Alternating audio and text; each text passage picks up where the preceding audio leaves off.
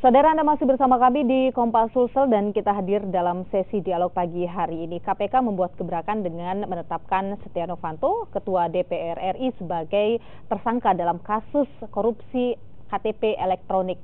Lantas kemudian seperti apa kasus ataupun seperti apa posisi Setia Novanto dan juga seperti apa nantinya Golkar pasca penetapan tersangka Setia Novanto ini, kita akan membahas hal ini bersama dengan telah hadir di redaksi kami saat ini ada Bapak Herman selaku Wakil Direktur Kopel dan juga ada Pak Arkam Azikin selaku pengamat politik. Selamat pagi Bapak-bapak. Terima kasih sudah hadir di redaksi Kompas TV pagi hari ini. Saya ingin ke Kak Herman dulu selaku dari Kopel berbicara soal kasus penetapan tersangka Setia Novanto dalam kasus KTP elektronik. Apa kemudian langkah yang akan diambil oleh Kopel pasca ini? Ya, paling tidak kita mendesak yang bersangkutan untuk langkah pertama mundur dari jabatannya selaku pimpinan Ketua DPR, karena ini akan mengganggu tugas-tugas pimpinan, karena ini kolektif, sehingga ketika hal yang seperti ini diendapkan, masalah-masalah yang lain bisa akan terjadi di DPR RI. Nah, sampai dengan saat ini pasca penetapan tersangka ini, apa langkah-langkah yang sudah diambil oleh Kopel untuk bisa mendorong Setia Novanto untuk bisa turun jabatan? Kemarin kita rapat teman-teman perwakilan di Jakarta dengan koalisi NGO yang ada. Hal ini sudah didesakkan untuk segera, karena ada seorang pimpinan untuk kemudian berhenti dari jabatannya, meninggal dunia, mengundurkan diri dan diberhentikan, dan 1 dan 2 itu tidak mungkin. Yang ketiga diberhentikan. Tata cara pemberhentian pimpinan di DPRD ini kemudian banyak yang salah mengartikan bahwa mekanisme ini yang selalu diperdebatkan, sehingga kita memilih bagaimana supaya partai politik Golkar untuk kemudian mengambil langkah-langkah taktis untuk menjaga marwah parlemen ini, untuk segera memberhentikan yang bersangkutan. Oke, Setia Novanto sendiri sudah menyatakan bahwa posisi pimpinan DPR masih akan tetap sama seperti ini, meskipun dia sudah ditetapkan sebagai tersangka. Anda sendiri melihat hal ini bagaimana? Sebenarnya kalau kita lihat sejarah Pak Setia Novanto selama menjabat sebagai pimpinan 2 kali, yang pertama kemudian mundur, kemudian masuk lagi, ini sebenarnya sudah mencoreng nama baik parlemen di Indonesia. Kalau kita kalau kita lihat situasi yang seperti ini, maka seharusnya pimpinan DPRD itu sadar bahwa langkah-langkah yang taktis yang harus dilakukan oleh DPRD bagaimana supaya marwah parlemen ini di Indonesia ini bisa lebih baik dengan keluarnya dengan kesadaran yang tulus dari Pak Setnov untuk kemudian mengundurkan diri. Tapi itu kan tidak terjadi. Sehingga kita berharap partai politik, Partai Golkar bisa kemudian memberhentikan yang bersangkutan. Ini adalah hal yang harus dilakukan meskipun oleh partainya sesuatu yang berat untuk dilakukan. Oke, jadi harapan Anda adalah partai yang bisa mengambil tindakan kemudian untuk memberhentikan Setia Novanto. Idrus Marham juga pasca KPK melakukan konferensi pers penetapan tersangka terhadap Setia Novanto sudah menyatakan bahwa belum ada kekuatan hukum tetap untuk membuat Setia Novanto bisa diberhentikan dari jabatan sebagai ketua DPR. Sebenarnya pemberhentian itu bukan pada saat berkekuatan hukum tetap, pada saat putusan pengadilan. Tapi setelah terdakwa itu sudah harus diberhentikan. Seperti itu Kak aturan dalam di Undang-Undang MD3 seperti itu. Ketika yang bersangkutan duduk sebagai pesakitan di pengadilan, maka secara otomatis dia harus diberhentikan, dan mekanisme pemberhentian itu berpulang kepada partai politik di mana Pak Setia Novanto berasal, dalam hal ini Partai Golkar. Saat ini baru ditetapkan sebagai tersangka. Berarti itu juga sudah menurut Anda sudah bisa untuk menjadi kan nanti di undang-undangnya pada saat duduk sebagai terdakwa.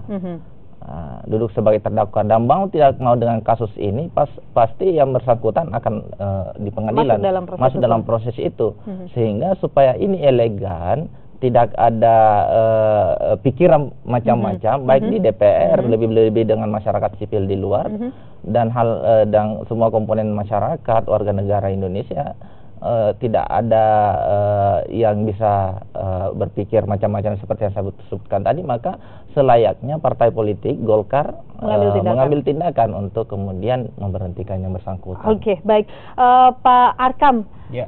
Partai Golkar sendiri tidak mengambil keputusan untuk memberhentikan Setia Novanto dari jabatan sebagai Ketua DPR, dan Setia Novanto juga tidak mau mengambil keputusan untuk mundur begitu dari sebagai Ketua DPR. Sebenarnya ada langkah politik apa yang diambil di sini, baik oleh Partai Golkar ataupun Setia Novanto? Ya, tadi malam pasca penetapan tersangka itu, saya juga banyak dihubungi oleh teman-teman media. Tadi malam saya sudah mempertegas bahwa yang pertama, beliau ini kan konteksnya adalah Ketua Umum Partai. Betul. Satu. Yang kedua, Ketua DPR Republik Indonesia. Betul. Ini 2 kali berulang kan kejadian Pak Setnov ini. Dulu dianggap melanggar kode etik parlemen lewat badan persidangan di Badan Kehormatan. Nah, konteks itu pun beliau mundurkan diri sebagai pimpinan DPR. Ini tersangka dugaan kasus korupsi. Jadi bagi saya perbandingan kasusnya lebih berat yang ini sebenarnya. Nah, artinya begini, secara memang kalau bahasa hukum itu dalam konteks belum ingkrah dan seterusnya, itu kan parameternya adalah proses hukum finalisasi. Tapi kan kita bicara pertama adalah ini etika politik. Etika politik sebagai ketua DPR atau ketua parlemen Indonesia ini bisa mencoreng nama baik parlemen seluruh Indonesia kita dalam kacamata internasional. Nah, konteks itu menurut saya Pak Setia Novanto harus dengan rasa tanggung jawab moral kepada bangsa ini, bahwa bangsa ini harus dipimpin oleh orang-orang yang bukan tersangka korupsi. Iya, betul. Kalau dia sudah pimpinan DPR, ini ketua DPR RI, jangankan ketua DPR RI, menteri yang dibawa pimpinan DPR, menteri itu eksekutif, kemudian ini lembaga legislatif, seorang menteri di zaman Pak SBY itu mengundurkan diri. Ketika tersangka KPK, mengundurkan diri dari menteri, jabatan menteri loh. Menteri itu pembantu presiden, di bawah presiden. Itu mengundurkan diri. Yang kemudian menteri itu adalah jabatan spesial, jabatan eksekutif, mengundurkan diri, kemudian melepaskan diri dari partainya. Kenapa? Karena ada 2 beban moral sebenarnya yang terjadi ketika Pak Setnov masih tinggal di DPR. Yang pertama adalah parlemen, wajah parlemen kita ini menjadi kacamata seperti apa gitu. Ini menjadi perbincangan tidak menarik di parlemen seluruh dunia. Masa ada pimpinan DPR, ketua DPR sudah ditetapkan tersangka oleh Komisi Pemberantasan Korupsi, masih mau bertahan, tidak mau mengundurkan diri. Tidak mau mengundurkan diri. Yang kedua, dia adalah ketua partai yang cukup besar di Indonesia. Harusnya menjadi contoh baik bagi regenerasi menurut saya di Partai Golkar. Di partai lain juga terjadi seperti ini.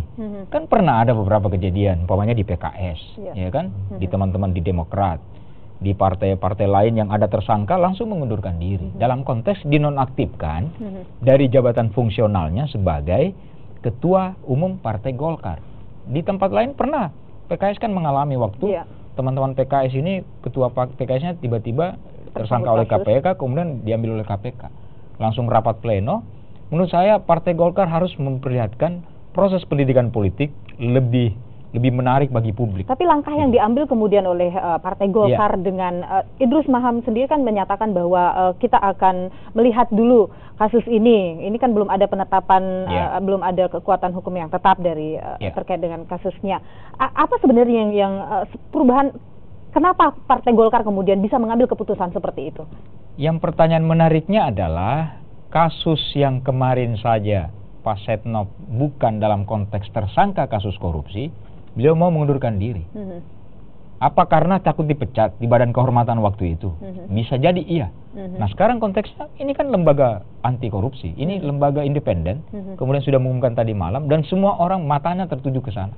Bagi saya diplomasi tentang berkekuatan hukum tetap, itu kan sudah bukan kalimat biasa kita dengar. Dan teman-teman Kopel, teman-teman di praktisi hukum juga, kita juga sudah paham. Tapi dalam konteks itu bukan dalam konteks normatif itunya gitu. Pertanyaannya kemudian adalah, ada apa dengan Golkar? Bagi saya ketika Golkar bermain pada wacana ini terus, dengan Pak Setnov masih ada di situ sebagai ketua umum partai, dan terus tersosialisasi seperti ini, ini justru akan menurunkan grade Golkar ini pada posisi, apalagi ini mau pemilu, apalagi ini mau pilkada serentak 2018, apalagi mau pemilihan legislatif, pemilihan presiden. Konteks Partai Golkar menurut saya kalau mau menyelamatkan wajah Golkar hari ini, selamatkanlah hari ini. Karena ada 2 event politik yang akan dihadapi, masih ada 3 event politik, pilkada serentak 2018, pileg 2019, dan pemilihan presiden. Bagaimana konteksnya kita berdebat tentang calon-calon gubernur Partai Golkar, calon-calon bupati wali kota Partai Golkar, kemudian mengusung calonnya di daerah, kemudian stigma tentang ketua umumnya masih tersangka di KPK, kemudian tidak mengundurkan diri. Terus wajah ini kelihatan terus di media. Jadi dan kita baca terus di media. Bijak, ya? Iya, bagi saya justru ini yang akan merusak citra Partai Golkar. Ini enak saja mungkin orang-orang ngomong tadi malam ya, para petinggi mengatakan, ya ini kan belum ingkrah. Udahlah, kalimat ini sudah hafal kita kalimat-kalimat. Itu yang menjadi tanda tanya besar sebenarnya. Ada apa dengan Partai Golkar? Kenapa yang kali ini tidak berani mengambil sikap? Kita akan lanjutkan sesi dialog ini usai jeda berikut ini. Tetaplah di Kompas Sulsel.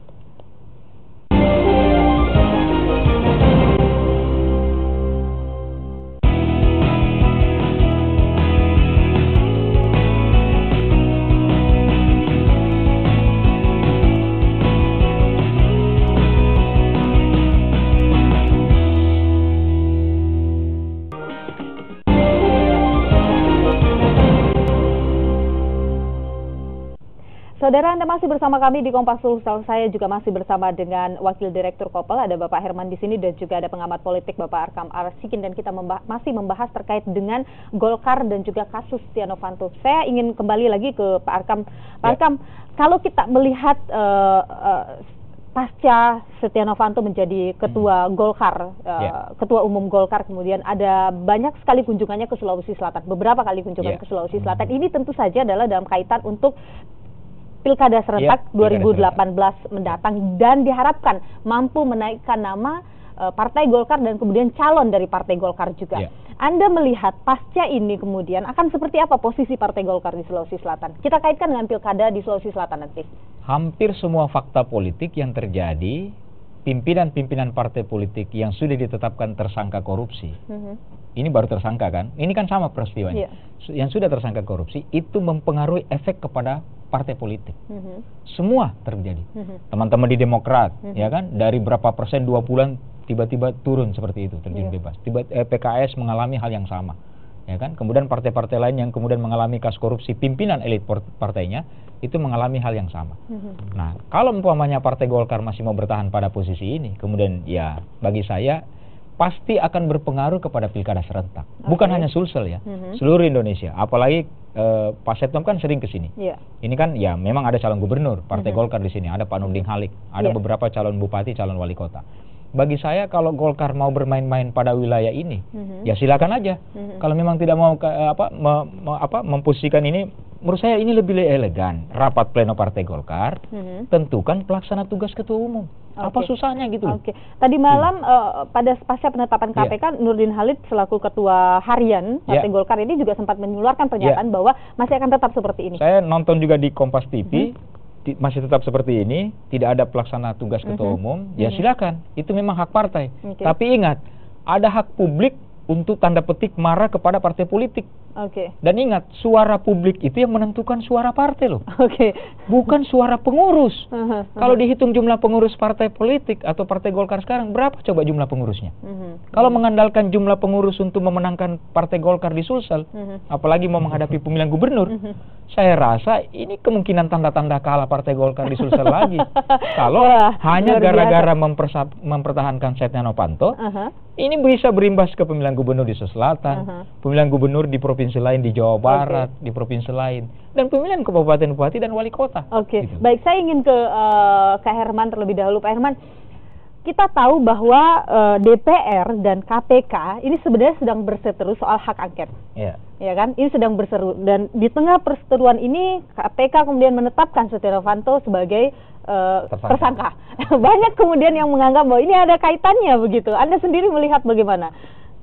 Iya, kasus EKTP ini kan jauh sebelum angket diwacanakan di DPR, sehingga saya pikir kalau mau dikait-kaitkan bisa saja, tapi bagi KPK saya rasa tidak akan terpengaruh dengan ada tidaknya angket di DPR untuk kemudian menggerus siapa saja yang terkait dengan kasus ini, sehingga praktis apa yang dilakukan oleh KPK hari ini terkait dengan tersangkanya Pak Setio ini tidak akan mempengaruhi apalagi kasus yang terjadi di sana, dan saya kira KPK tidak akan terpengaruh dengan itu, dan ini kalau mau dikaitkan dengan hak angket bisa saja orang berpendapat seperti itu. Tapi sebenarnya kalau menurut Anda? Sebenarnya menurut saya tidak ada kaitannya, karena sejak dari awal KPK mengusut kasus ini, belakangan kemudian hak angket itu muncul. Meskipun di DPR sebenarnya ada kaitan, bukan hanya di kasus ini, tapi berbagai macam kasus yang menjerat anggota DPR, kemudian apalagi keluar wacana untuk kemudian menyatakan hak angket, meskipun ini juga di kalangan praktisi hukum maupun para guru besar terkait hukum tata negara masih apalagi tidak sependapat dengan itu. Masih bertentangan juga masih terkait bertentangan dengan mekanisme untuk angket terhadap KPK ini, ya? Masih dipersoalkan. Baik, nah sekarang ini posisi Setia Novanto sebagai tersangka, kemudian tidak mau juga mengundurkan diri. Golkar juga tidak mau mengambil keputusan. Kita bahkan sudah menunggu sampai dengan hari ini masih belum ada keputusan dari Partai Golkar sendiri. Apakah kemungkinan kemudian Kopel sendiri akan memberikan waktu berapa lama begitu untuk Setia Novanto ataupun Partai Golkar mengambil tindakan keputusan untuk memberhentikan Setia Novanto, atau bagaimana? Kita tidak punya kewenangan, karena sebagai masyarakat sipil, kelompok masyarakat sipil yang ada di luar. Tapi masyarakat secara umum. Iya. Paling kita hanya memberikan pendapat, saran, dan saya kira desakan terhadap DPR bersama dengan teman-teman koalisi yang lain, koalisi masyarakat sipil, untuk kemudian segera mengundurkan diri ataukah diberhentikan oleh partai politik. Tapi apakah ini kemudian nanti dengan status Setia Novanto sebagai tersangka, apakah kemudian akan mengganggu kinerja Golkar sendiri, kinerja DPR sendiri? Iya, karena ketua sebagai salah satu unsur pimpinan itu kan banyak berbagai macam tugas, termasuk saya kira tugas-tugas sebagai juru bicara DPR, mewakili DPR dengan berbagai event-event, termasuk hadir di pengadilan kalau ada kasus yang terkait dengan DPRD dan diminta pengadilan hadir, juga harus hadir di pengadilan, begitu kata Undang-Undang MD3-nya. Bagaimana misalnya ketika seorang tersangka diminta oleh pengadilan untuk kemudian ke pengadilan berbicara soal DPR, kalau misalnya ada yang kasus yang terjadi seperti itu, ini kan seperti yang diungkap tadi ke Arkam, bahwa sebenarnya ini lebih pada bukan persoalan normatifnya, tapi lebih pada bagaimana menjaga DPRD marwahnya, bagaimana menjaga DPRD citranya, untuk kemudian tidak dipandang negatif lagi oleh parlemen. Baik, berarti kemungkinan besar dengan menurut Anda sendiri bahwa kinerja dari DPR ini bisa menurun pasca penetapan. Iya, kan sebenarnya di normatifnya itu kan ketika terdakwa harus diberhentikan. Nah, kasus ini mau tidak mau akan mendudukkan yang bersangkutan di kursi pesakitan di pengadilan. Nah, sebelum ke sana supaya elegan, ya, sekarang DPR RI ini bisa terjaga citranya, sejak dari awal, sejak ditersangkakan kemudian mengundurkan diri. Ataukah mungkin lebih sedikit lebih radikal diberhentikan oleh partainya dibanding dengan kemudian masuk ke badan kehormatan dan seterusnya bersidang. Menariknya lagi adalah karena Fahri Hamzah pun menyatakan bahwa ini belum ada kekuatan hukum yang tetap. Ini juga menarik karena sepertinya banyak sekali dukungan di belakang dari Setia Novanto ini untuk tetap bertahan sebagai ketua DPR ya. Iya, jangan-jangan ketua DPR ini juga mau dikorbankan dengan kasus yang tadi itu kan. Mumpung ini ada kasus kemudian dengan KPK, kemudian di mana KPK mentersangkakan ketua DPR, kita tidak memanfaatkan lah ini. Kira-kira begitu ya. Baik, saya ingin ke Pak Arkam dulu, Pak Arkam. Kita bicara soal pemilihan kepala daerah. Ini sebenarnya kekuatan mana yang lebih besar? Profil dari ataupun calon itu sendiri secara personal ataukah partai yang bisa menentukan? Semua riset mengatakan yang menentukan figur calon pilkada itu adalah kekuatan figur. Kekuatan figur. Iya, kekuatan figur itu yang membuat peta politik pilkada itu jadi bisa memenangkan seseorang. Dan Nurdin Halid perpaduan paket 01 dan 02 yang memenangkan paket pemilihan kepala daerah. Bukan satu-satunya yang menentukan utama adalah partai politik. Itu semua riset politik mengatakan demikian. Dan semua pemenang pilkada bukan karena usungan jumlah partai. Bukan karena usungan jumlah kursi. Bukan. Ini pilkada Jakarta, pilkada Sulsel pun sebelumnya juga kita berkaca Sulsel lah.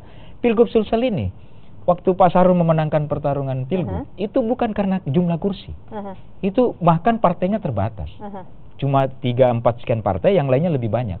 Jakarta, Anies dengan Sandi ini tidak memenangkan pilgub Jakarta dengan jumlah partai yang banyak. Bukan karena jumlah kursi yang banyak.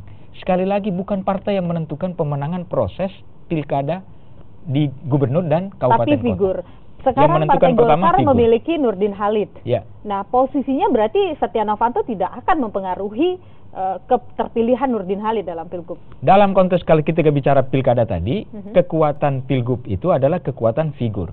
Tapi ingat, ketika branding opini ini tidak berhenti, ini kan ada kasus masalahnya. Itu yang saya maksud tadi, kalau tidak ada masalah, tidak ada problem saja, partai itu tidak menjadi penopang. Apalagi kalau bagi saya ada problem.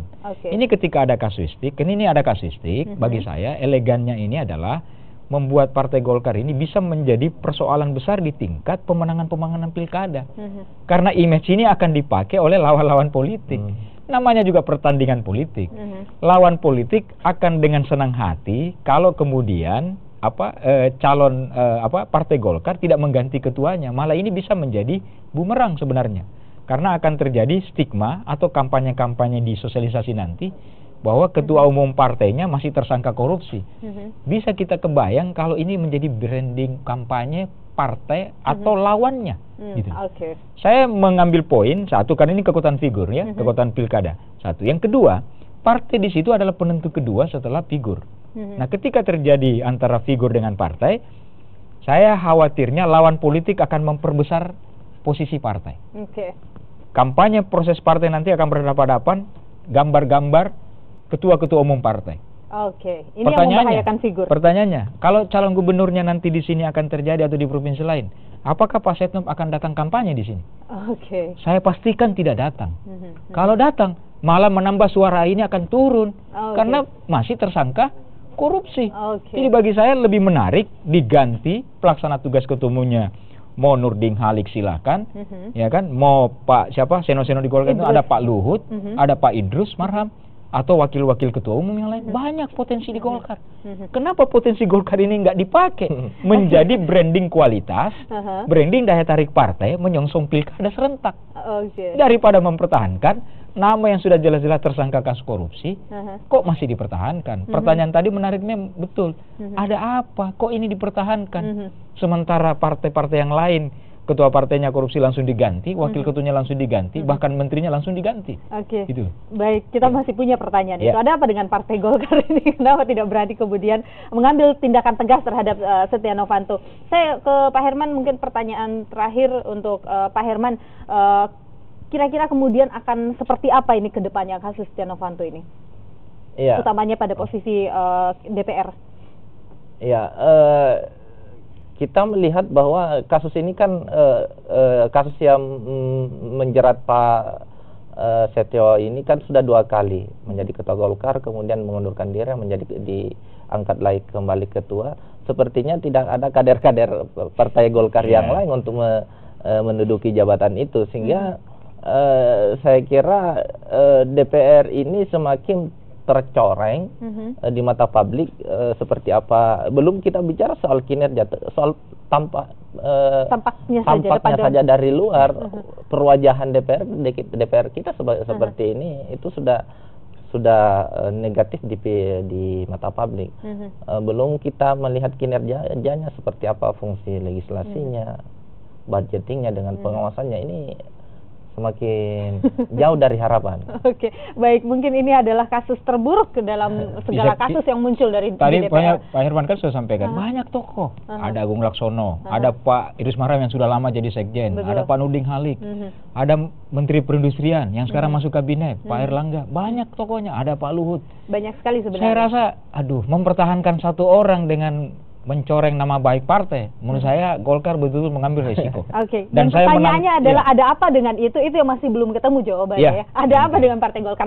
Terima kasih Pak Herman, dan terima kasih juga Bung Arkam Asikim atas waktunya hari ini sudah berbincang bersama kita. Kita akan lihat saja selanjutnya kemudian apa langkah yang akan diambil oleh Setia Novanto, kemudian juga Partai Golkar terhadap kasus yang menjerat Ketua Umum Partai Golkar dan juga sekaligus adalah Ketua DPR Republik Indonesia. Saya akan kembali usai jeda berikut ini dengan beragam informasi menarik lainnya. Tetaplah di Kompas Sulsel.